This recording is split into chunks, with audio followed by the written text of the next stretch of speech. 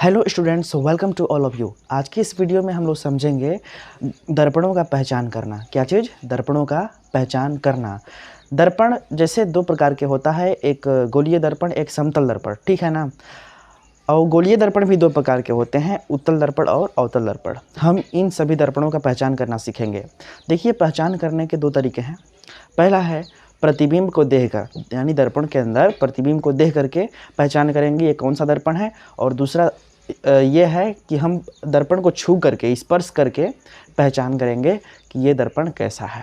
ठीक है, तो चलिए हम आज की इस वीडियो को स्टार्ट करते हैं। लेकिन इससे पहले मैं आपसे रिक्वेस्ट कर रहा हूँ कि अगर आप मेरे इस चैनल को या मेरे इस वीडियो को पहली बार देख रहे हैं तो हमारे चैनल को सब्सक्राइब कीजिए और हमसे जुड़िए, ताकि हमारी यूट्यूब फैमिली और भी ग्रो हो सके और मैं बोर्ड एग्ज़ाम की दृष्टि से और भी बेसिक चीज़ें और बहुत ज़रूरी चीज़ें आप लोगों को प्रोवाइड कर सकूं।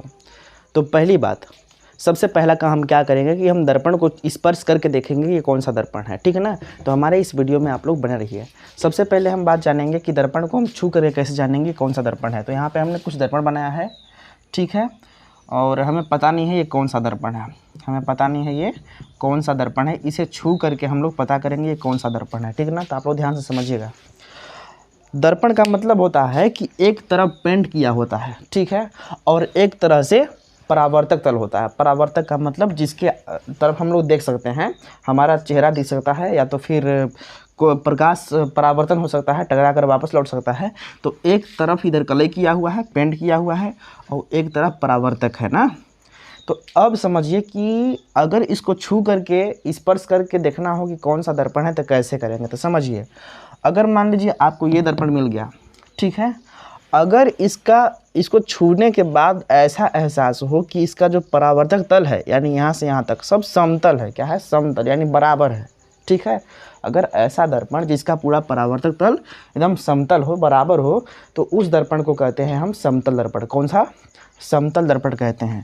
तो हम स्पर्श करके समझ गए कि ये समतल दर्पण है, समतल दर्पण है, ठीक है ना। एग्ज़ाम में आता है तो आप लोग लिख सकते हैं ऐसा कि अगर कोई दर्पण जिसका परावर्तक तल पूरा समतल हो या बराबर हो, तो उस तरह के दर्पण को हम समतल दर्पण कहते हैं, ठीक है। इसके बाद अगर मान लीजिए आपको ये दर्पण मिल गया आपको हाथ में, अगर मान लीजिए कि बीच का भाग उभरा हुआ है और किनारे का भाग दबा हुआ है, तो इस दर्पण को बोलते हैं उत्तल दर्पण। क्या चीज़? उत्तल दर्पण, ठीक है। पहचान करना ऐसे हम स्पर्श करके देखेंगे। अगर मान लीजिए अब बीच का भाग दबा हुआ लगे और किनारे का भाग उभरा हुआ, यानी कि मतलब यहाँ पे दबा हुआ दिखे और यहाँ पे उभरा हुआ जब दिखता है इस तरह का दर्पण, तो हम समझेंगे ये अवतल दर्पण है। कौन सा? अवतल दर्पण है, ठीक है। तो हम क्या लिखेंगे उत्तल दर्पण के बारे में? यदि ऐसा दर्पण जिसका बीच का भाग उभरा हुआ है और जबकि किनारे का भाग दबा हुआ है, तो ऐसे दर्पण को हम उत्तल दर्पण कहते हैं। और ऐसा दर्पण जिसका बीच का भाग दबा हुआ हो और किनारे का भाग उभरा हुआ हो, उसको हम अवतल दर्पण कहते हैं। तो ये तो बेसिक हो गया। क्या चीज़? हम स्पर्श करके कैसे जानेंगे दर्पण के बारे में, ये हो गया, ठीक है। लेकिन हम आपको बताते हैं ये चीज़ कि अगर मान लीजिए प्रतिबिंब देख करके पहचान करना है तो कैसे करेंगे, ठीक है। तो समझते हैं। अगर मान लीजिए समतल दर्पण है तो इसमें प्रतिबिंब बराबर बनेगा। कैसे? वस्तु के बराबर बनता है, सीधा बनता है। कैसा? सीधा बनेगा और वस्तु के बराबर बनेगा समतल दर्पण में। जो हम लोग घर पे इस्तेमाल करते हैं शीशा, वो है समतल दर्पण, ठीक है। अब उत्तल दर्पण के बारे में समझिए क्या होता है। उत्तल दर्पण में क्या होता है कि आप चाहे कहीं भी रहें, आपका प्रतिबिंब हमेशा छोटा बनेगा, ठीक है। वस्तु चाहे कितना भी दूर रहे, उत्तल दर्पण में प्रतिबिंब हमेशा छोटा ही बनेगा। तो समझ जाएंगे ये उत्तल दर्पण है।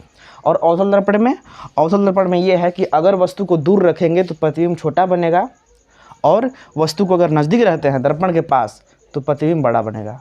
यानी दूर रहेगा वस्तु तो प्रतिबिंब छोटा बनेगा, और जैसे जैसे नज़दीक लाएंगे इसके वस्तु का प्रतिबिंब बड़ा बनेगा, ठीक ना।